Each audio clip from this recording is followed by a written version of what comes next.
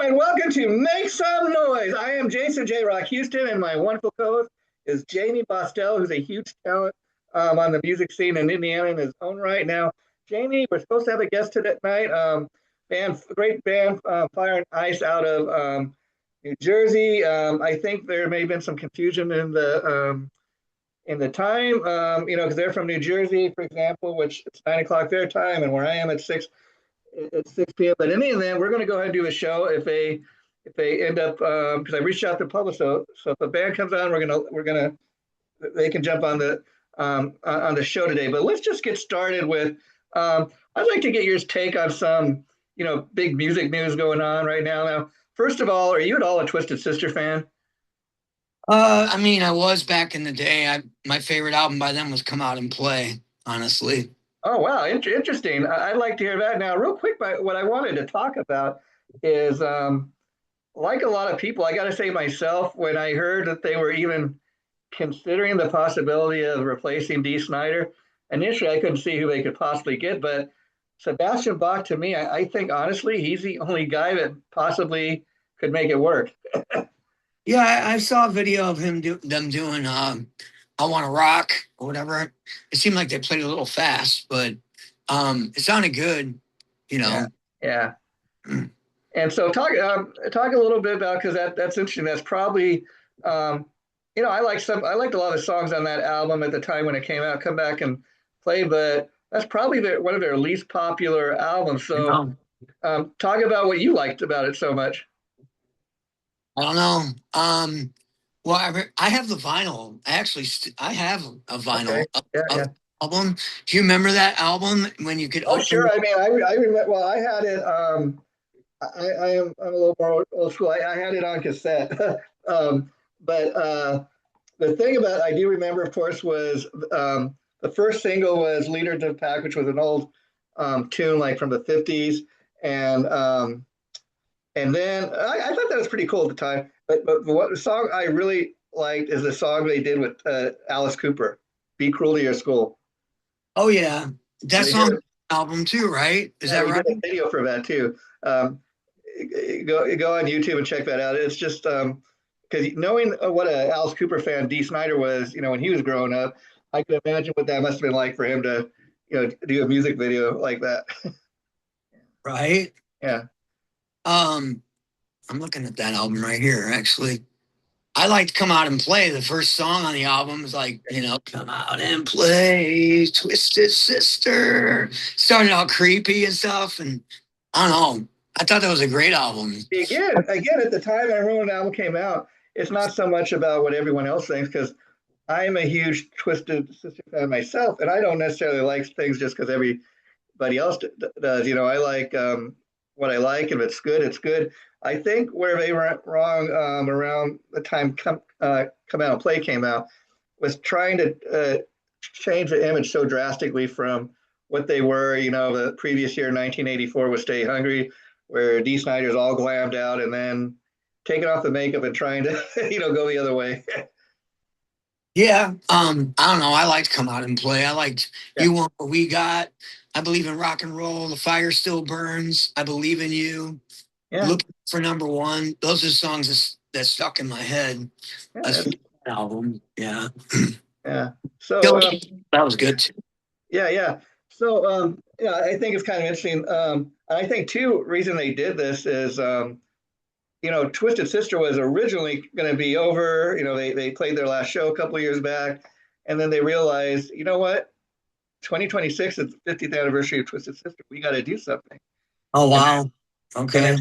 And then sadly, Dee Snider realizes, he's told by his doctors that he can't perform on stage and do what he used to do because he's got like a heart condition now. Now, as you as a performer, you're a lot younger with Dee Snider, but what do you think about something like that? Like when let's say, when you get to his age, let's say, do you think you'll still be performing, or would you be like, talk a little bit about what will you take into consideration if you were? I can only hope that I am, Yeah. I'll do it until I can't, As for me, I don't know. I'm always going to write songs as long as I can and perform them as long as I can. Yeah, yeah. And so, let's talk too about doing the show, Jamie, because I can't believe we've already done. This is our 13th episode, Dang. and as I shared with you, kind of have, we have the kind of the show must go on attitude. Like I mentioned tonight, there's a little confusion with the guests coming on tonight, but we'll book on a future episode if they don't make it tonight. But I think I don't know about you, I've been looking forward to doing another show, and so I thought people like to tune in every Tuesday to see if we have a new episode. So let's give them something to look at. So what have you enjoyed the most about doing the show? What do I enjoy about it? I mean, I get to share my passion, of course. My passion is music, and um, I'm definitely the nerd type who's been around all the bands, and I could tell you the band members and when the album came out and all that. The useless information that we know about rock and roll. Um, yeah, I just interviewed this. He was a big thing, back in the '80s on the Sunset Strip. I don't know if you know who Fifi LaRue is. Um, Who? Fifi LaRue is well. I just did an interview with him. He's kind of like he was influenced by Kiss and Alice Cooper. He gets made up and stuff, but Oh, he was big, back. I mean, he wasn't huge, like, but on the Sunset Strip, he made some serious noise on the club scene, if you will, and he's making somewhat of a comeback. And I interviewed him, and he's talking about on his latest album that he's recording right now. He's kind of embraced AI. He's like, I realized there's so much that you can even like. I can write the tunes with AI, and he said that's kind of controversial. Some people like it, some people don't. He goes, I've chosen to kind of embrace it. What's your belief on people writing songs with AI? um. Well, I know a guy who was getting like 26 million plays Yeah, on a song, and ridiculous. he was telling me, I'm not going to put his name out there, No, but no, he was that's a fine. friend of mine. He's like, dude, I'm making money making music. I'm like, oh, really? How you doing that? And then when I found out, he's just typing in lyrics, not even writing the music. He's got a phony, AI picture. My thought is, when these artists are doing this, what if an industry professional hits you up and says, hey, I like your numbers here. We want to put you on the big stage. Are you going to be able to perform this live? Yeah, yeah. Are you going to Well, find some band to put it together, and then they're going to find out that you're not really that talented?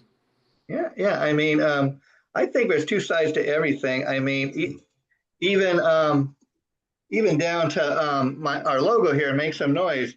I created that with AI. I'll be honest. Okay, I created. They got this thing on Facebook, Facebook Meta, and I'm not an artist myself, Oh so yeah. I like to play around with it and see what I can do. And I could never come up with something like that. So I think there's a good and a bad to everything. Um, and so If you like yeah, like if I didn't do that, okay, I'd have to maybe Yeah, but you're not trying to sell that artwork to anybody. no, You no, made it for yourself for fun. This is just for fun. I'm doing this for fun. You know, that's fine. If you have somebody who doesn't play an instrument at all, doesn't know how to write a song, and they're just fiddling around almost like it's a video game, yeah, does that make sense? It's that's like almost what it I'm kind of I'm doing this becomes. for fun. But if Yeah, you start making music and trying to sell it on Spotify and get all these big numbers when you have actual artists that are putting songs together, that are putting the sweat in and the time to write songs in it and record in the studio. I myself, when I record a song, a 4 minute song, you would believe how many hours go into a 4 minute song. sure, sure. I mean, I think too, some of this AI stuff we're talking about is we've only touched the surface. There's so much more we don't even probably know about the capabilities, if you will. I've been hearing stuff that people are like in little studios experimenting on how to make like AI generated cartoons and movies and stuff. Yeah. That way they won't even have to hire actors. I think too, if you're going to do that though, you got to be honest about say, okay, look, this is all AI generated. We're not real people. And then also with the law, like a lot of things, you start discovering things like a lot of people are starting to have the concern that okay, what if there was an AI generated movie and they want to have like there's an animated image of a famous rock star. Right. Do I get paid for my image or for you using Right. an image of me or whatever? Am I like Right. yeah, Yeah. I mean, there's pros and cons with it, just like everything. But, like I said, if there's somebody just playing around with it like a video game or something, that's fine. But if they're actually utilizing it to market themselves and make them the artists that they're not, then I have a problem with that. If that makes sense, it's yeah, like everything's phony about it. sure, sure, Including the yeah, person saying, "Hey, I'm this guy. This is me singing, but it's really not you. It's a robot or whatever." You know, that's not cool, man. You know. yeah. Oh, sure. Now, Jamie, our latest episode, number 12, just went up last night. It's with, of course, Travis Aaron Rowe, a guitar player that you've done some music with, and producer Matt Woolley. They're a couple of great guys. But let's talk a little bit about, what did you enjoy about that episode that just went up? Aaron Travis Rowe. Aaron Rowe. Like I said, I've known Aaron 10 years now. Um, and when I met Aaron, he was in a band that did originals and covers. Yeah, So I knew then he could write originals. sure. Um, like I said, I had Aaron play on my song "In My Blood" is streaming. Sorry, I'm tired. That's Uh, good. oh, sorry. Oh, I get up at 4 in the morning. That's all Uh, right. Aaron did the lead on my song "In My Blood" in the studio, and that's when it started. Like, hey, he goes, "I want to work with you some more, man." He goes, "I'm really proud of that song we did." I'm like, "Sure, man," And then I was at the local bar that they frequent, and Aaron hosts an open mic there every Thursday, open jam. And I happen to be there, and he's like, "Yeah, I got this song I want you to sing on." I'm like, "All right, well, just send it to me." And Matt's like, "No, you're gonna have to take some time to write some lyrics on it." And I was like, and Aaron looked at him. He goes, "He's got this, dude. Don't worry about it. He writes pretty quick." I think Aaron, it's great that you and Aaron team up because just a little bit I could get from the conversation when we spoke with him last week was very talented songwriter and guitar player, but like I think having a friend like you to team up with kind of pushed him to get his music out there because as talented as guy as he seems to be, like I was asking him about getting his music out there, how people can get. He's like, I just kind of record one song at a time and put it out there that way. And Yeah, again, I think that's a modern way of doing it, and nothing against that. But a guy that's got that kind of talent, I think he needs to be pushed a little more to get his music out there, and maybe hooking up with a Jammie Bostel will help him to do that. well, life's short, man. You're only on this planet one time. And my whole thing is, now that I'm older, I'm happy to collaborate with people and bring out something in them they didn't know they had in Yeah, them. yeah, Makes sense? oh, sure. I like to be an inspiration in people's lives. Yeah, and Matt Woolley, the producer, he was just as good to me as you are, Jamie, about pumping his stuff. I mean, Yeah. he's telling me I'm a producer. This is how you get tell people, when we're doing the show, this is how you get find me on Facebook and all this. You want to talk about me producing your stuff. I'm a musician myself. I'm getting ready to drop an album. Yeah. So I like that about Matt. Now, you also like you record a lot of your own music in your own home studio, but Yeah. talk to me about what's the benefit of working with a producer like Matt as opposed to just going in and self-producing your own stuff. Well, I can just show up. I Yeah, don't have to turn any knobs or anything. yeah, Uh, yeah, that's number one. But um, no, Matt did a great job on those songs for what fits the music. hmm Um, I'm so sorry. that's all Um, right. Long day. Yeah, butt off, dude. But Matt, he did what was right for each song. He did what Aaron wanted him. That's the job of a producer too, to satisfy the artist as well, not just here. We're going to do it my way. I know what I'm doing. You do it my way. I've worked with people like that, and I walked out. I'm like, this is my record. I want it to sound like me, not what you want me to sound like. You know what I mean? Unless you're paying me millions of dollars or something, then I'll just shut up and let you do your thing.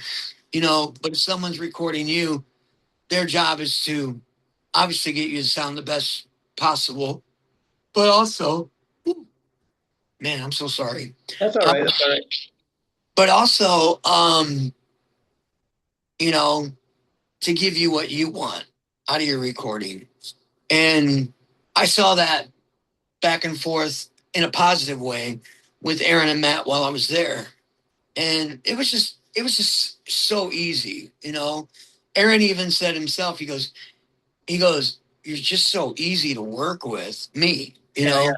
And I'm like, yeah, you know, there are people out there though, they're prima donnas and they're like, you know, yeah, man, that's good enough. And it's like, can you sing that line a little bit better? Because, you know, you're a little flat there.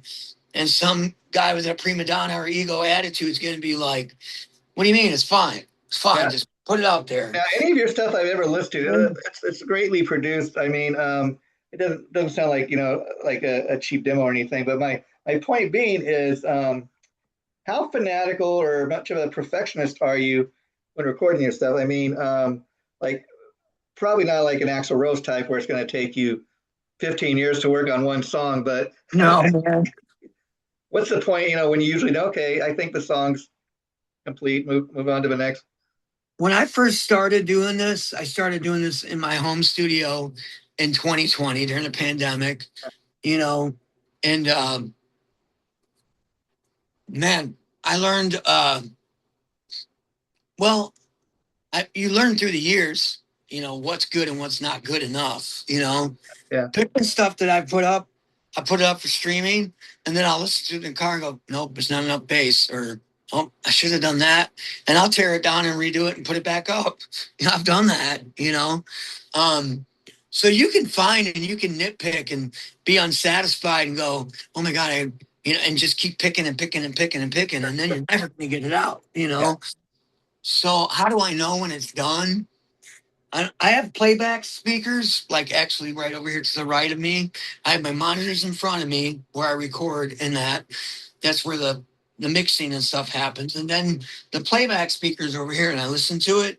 And if it sounds good in the playback speakers over here with the subwoofers and everything, then it's good. You Okay, and I imagine you record everything? Like for example, when you're recording, do you sing the lyrics as you're strumming the guitar, or do you do the guitar and the vocals separately? honestly, I'll throw a drum beat down. Sometimes I'll just throw a drum beat down, and I'll just riff out to a drum beat, and something will come to me. Sometimes I do use some loops. There's a thing it's called splice. I have used like sound effects and stuff, and it'll inspire me to like kick in with something or whatever. I have done that.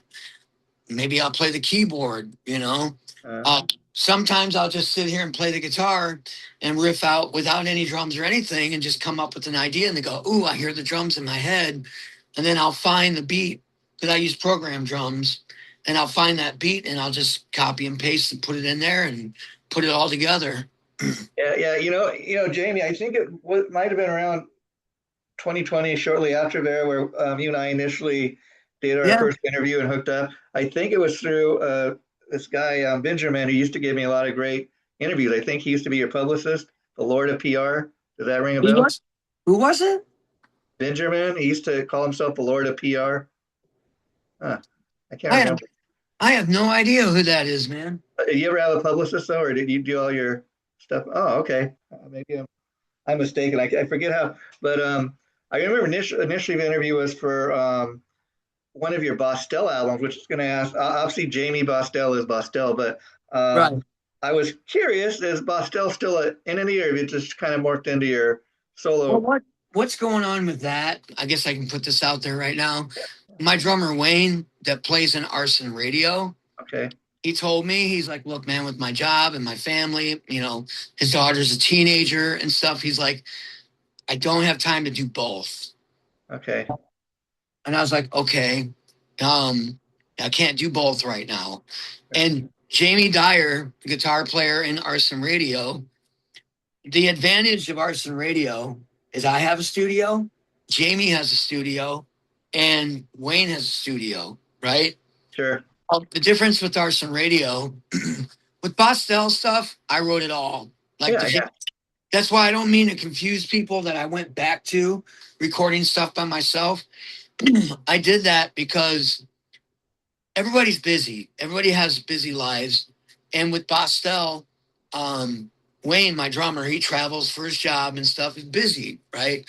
We're still sitting on 3 songs that we recorded 2 summers ago. Well, so I mean, it's the reason I asked too is because I think, well, okay, Jamie Bostel is Bostel, if you know what I mean. But I mean, you could pull John Bon Jovi and just get different guys. But it sounds like you're pretty loyal to your band. I dig that. Well, they're all my friends, man. Yeah. And people are like, how do you have all these bands? And there was a time in 2016 when things weren't going right, and I was going through members in Praise the Fallen. I almost gave up. I didn't give up. And then lo and behold, I got Andy, my lead player in Praise the Fallen, Kenny, who I got married to my wife at his house. Wow. Became my drummer, and now I have Randy Davis. He joined the band. I think he's been with us 3 years now. Okay. For the longest time, I was playing with a guy. I'm not going to say anything bad, but just we were growing. Yeah. Andy, me, and Kenny were gelling, and we were starting to grow, and we were growing not just as adults, but we're also growing as People. as players. Yeah. We were getting into more intricate stuff. Our writing was getting more intricate and more what do you say, sophisticated than the bass player could keep up with, basically. Yeah. So, and we, not to put that out there too much, but his attitude, he didn't have the same attitude we did. He wasn't, he was being negative, and we just didn't need that anymore. Kind of dragging us down. So we went ahead and we replaced him with Randy Davis. And what happened was in 2020, during the pandemic, I got into recording, wrote a bunch of songs. It started out as Jamie Bostel. Okay. Then my buddy Ryan, who plays in Arson Radio now, he came back. He did a couple tours in Afghanistan. He was in the military. Wow. He played with me in a band in 1997 called Digpin. And we have always been friends all these years. Well, he came back. He bought a house here. He's a Elkhart County detective here. He works for the police department. And he retired from the military, got the job there, and he goes, I want to play with you, man. I go, well, what are we going to do? He's like, well, all those songs you're recording, let's do that. I go, well, what do we call it? We'll call it Bostel. That's what we did. So at the time, Praise the Fallen was recording with Wayne at his studio. I was like, hey, man, I need a drummer. You want to play drums for Bostel? And he's like, he listened, he goes, I like this stuff. Yeah, do it. Well, we did that. Our guitar player, Dennis, great guy. He's younger than all of us. He's a guitar teacher at Guitar Center. He's also going to Berkeley online.